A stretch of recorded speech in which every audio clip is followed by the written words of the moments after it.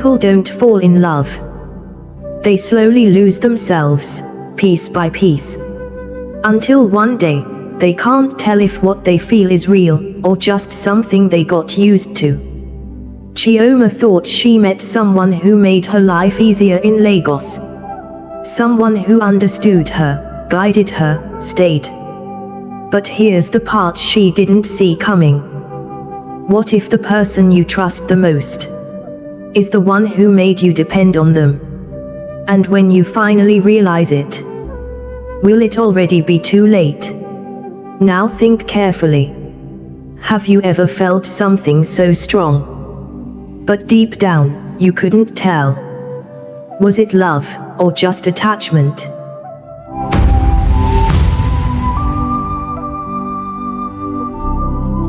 Some people don't fall in love. They slowly disappear into someone else, until they can't tell who they were before. This is one of those stories. Look closely, because it might feel familiar. Lagos. Fast. Loud. Alive. A city where people chase dreams, and sometimes lose themselves instead. Chioma arrives from IMO state with one plan: serve. Explore. Enjoy. Young. Beautiful. Certain of who she is. She doesn't know yet. That certainty is about to be tested. Olamide is already there. Not loud. Not flashy. Just precise. The kind of man who watches more than he speaks. The kind of man who understands people faster than they understand him. Same company. Same team. Same project. Two paths crossing, quietly. But let me ask you something. Do you believe some people enter your life by chance? Or by design?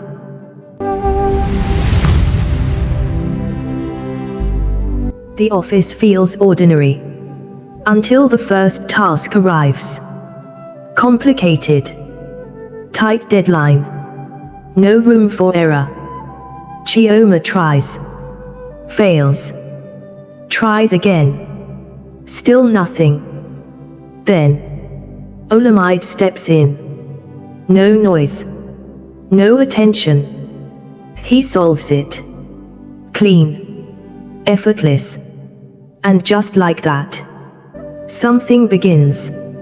It starts with small things. Can you check this? Can you explain this? Can you stay a little longer? He always says yes. Always calm. Always available. And slowly, she stops trying without him. Now think about this carefully. When someone makes your life easier, at what point do they become necessary? Outside work, things change. Chioma introduces him to her world. Evenings at film house cinemas. Soft laughter. Shared silence. She pays. He doesn't question it. Weekends at landmark beach. Waves crashing. Wind brushing past. He looks at the ocean. She looks at him. Something is growing. But it doesn't announce itself. It hides. Inside routine. Let me ask you. If you see someone every day, talk to them every night, depend on them for everything, would you call that love? Or just attachment? Time passes. The connection deepens. But something changes.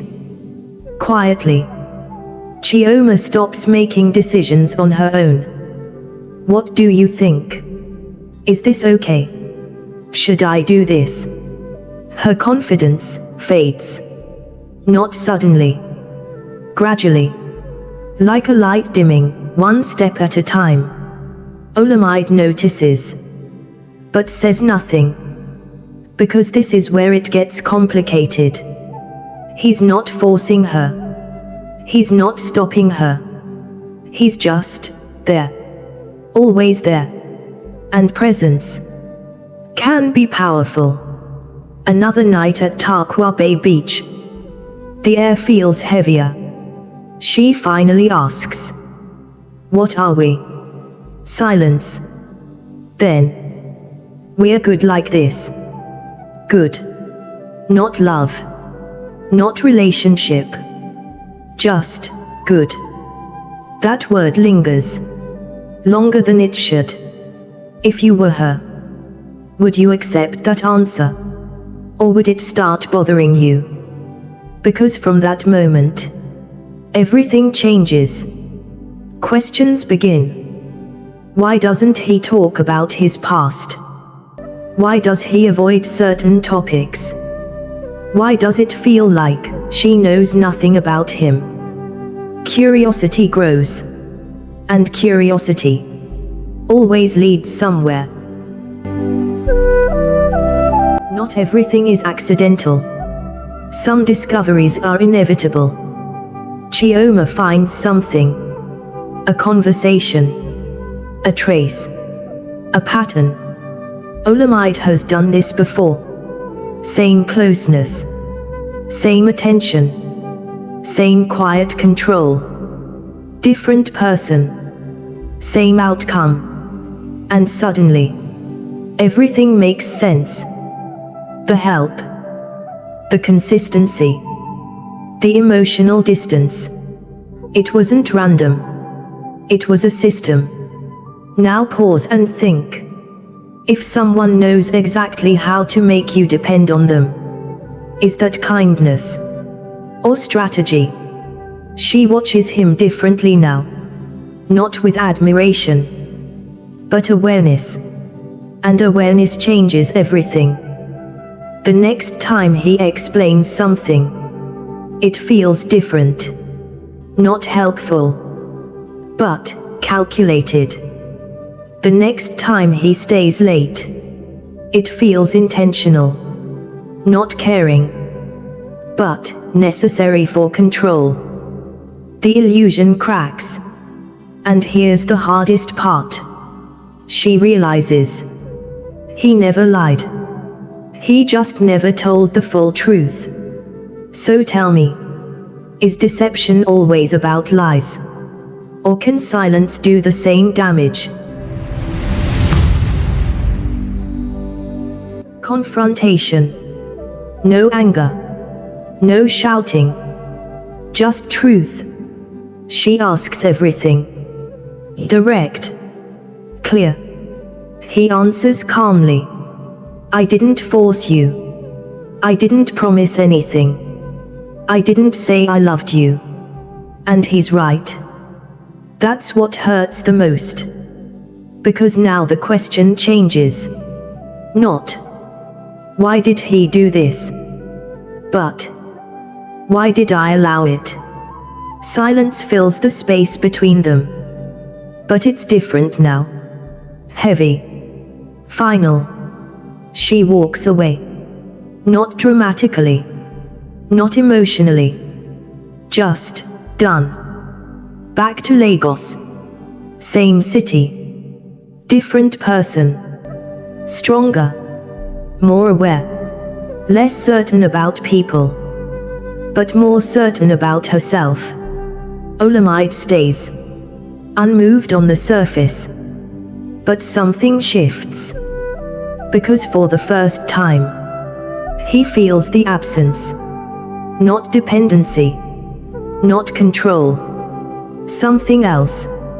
And now, even he doesn't understand it. Final question.